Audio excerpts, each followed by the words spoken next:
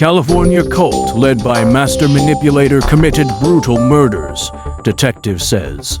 One body after another, the case of Gerald Cruz and the cause is being explored in an episode of The Real Murders on Elm Street. Detective Gary Deckard and his team walked into a real-life nightmare on Elm Street shortly after midnight on May 21. Once Santiain Tarndiain enters an ITS.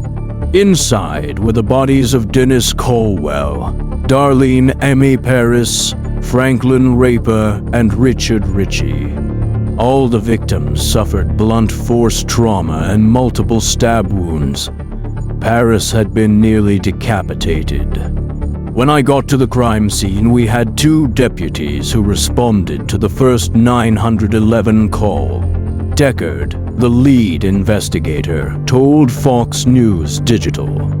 All these deputies were spooked by what they saw. And these are very big deputies. When I entered the crime scene, I understood why. When they went to murder these people, they flipped off the electricity, Deckard explained, so it was completely dark in there. It was just a horrific crime scene. One of the female deputies told me it felt like Freddy Krueger was going to come out of the closet.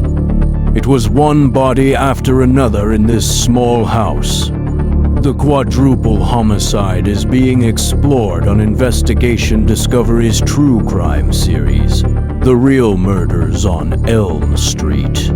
It explores chilling cases across the country that all took place on Elm Street. It features interviews with loved ones and investigators, among others. People have always wanted to know why anyone would go to a house and savagely kill people, said Deckard. Was this the act of an individual or a leader of a group? The police would soon get their answer. There was one survivor, a woman named Donna, who managed to escape the attack.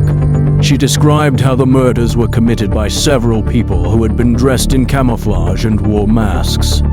I tried to get as much information out of her as possible, said Deckard. What I learned was that Donna arrived at the house.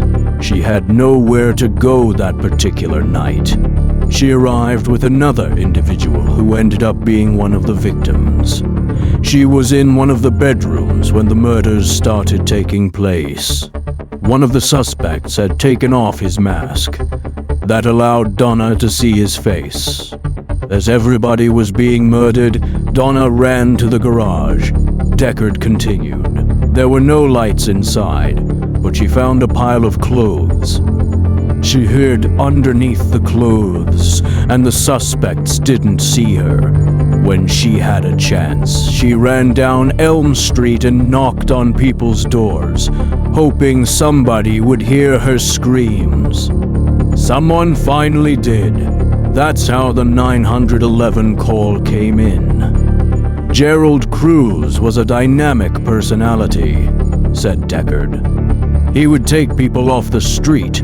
Those who were maybe unemployed didn't have any money. He would then become like their father, promising that he would provide for them. They became so emboldened that they would do almost anything for him. Investigators got